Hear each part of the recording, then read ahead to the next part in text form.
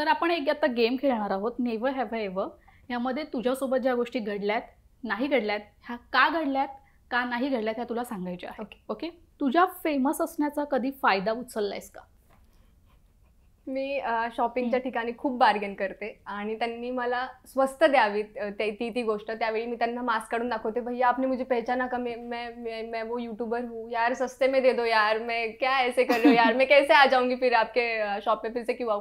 तर हो, मी माझा फेमस असण्याचा पुरेपूर फायदा घेतलाय. कधी स्वतःलाच गुगल केलंय का?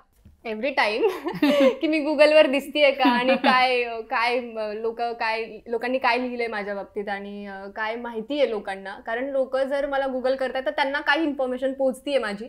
सो हो, स्टार्टिंगला तर खूप करायचे मी, यूट्यूब आणि गुगल दोन्हीवर मला सर्च करायचे, आणि येस केले. कधी सोलो ट्रॅव्हल केलंयस का? नाही, पण करायची इच्छा आहे खूप. थोडी घरची परवानगी मिळाली की करेल.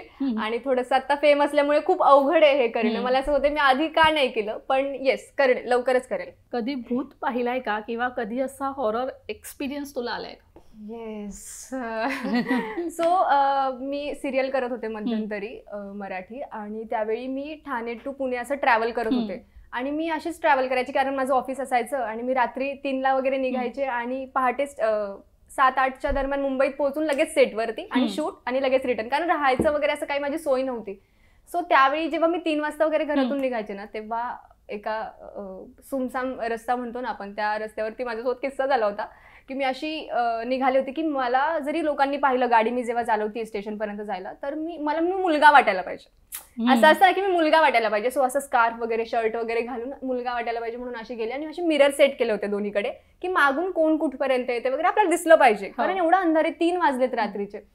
तर त्यावेळी असं झालं की असं ट्रिप्सी एक 2 व्हीलर गेली आणि मी असं मागे पाहायला गेले की कुठपर्यंत पोहोचली, तर ती गायब होती. मी इतकी भिले होते आणि मला सुधरतच नव्हतं की मी काय करू या क्षणी आता, की काय कसं काय. पण मग मी पटकन गाडी पडून असं क्राऊडेड एरियामध्ये पोहोचले, आणि तेव्हा मला असं झालं की ठीक आहे, आणि मग आईला वगैरे फोन करून सांगितलं हे. पण हा किस्सा झालाय माझ्यासोबत. कोणाला तरी इग्नोर करण्यासाठी कधी फोनवर आहेस असं प्रिटेंड केलंय का? येस. असं होतं बऱ्याचदा की काही लोक बोलायला येत आहेत माझ्याकडे, मला माहिती आता हे येणार आहेत, पण मी त्या परिस्थितीत नाहीये बिलकुल पण. सो मी केलंय म्हणजे हे की हो, मी फोनवर आहे असं केलं. कधी कोणत्या अनइन्व्हायटेड ठिकाणी गेली आहेस का? हो, लहानपणी आमच्या एरियामध्ये ना एक हॉल होता जिकडे सगळ्यांची लग्न व्हायची, आणि आमच्या एरियामध्ये ना असा एक रूल होता की कोणाचंही लग्न असेल ते जेवायला आपल्याला जायचंच आहे. म्हणजे एरियामध्ये, असं स्लम एरियामध्ये खूप नॉर्मल या गोष्टी.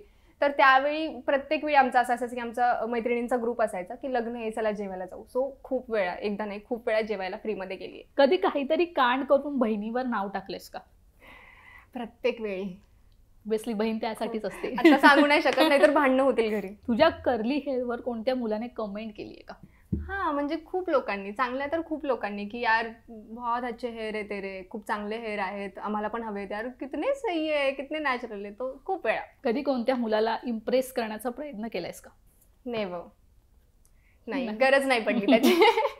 कधी ऑन स्क्रीन ब्लँक झालीस का? खूप वेळा. म्हणजे असं होतं, ऍक्टर आहे मी, हे खूप वेळा होऊ शकतं. बॅक ऑफ द माइंड काय थॉट सुरू आहे, आणि आताही मी असं होऊ शकतं माझ्यासोबत की मी अचानक ब्लँक झाली, मला कळतच नाही मी काय बोलू पुढे. सो येस, होतं.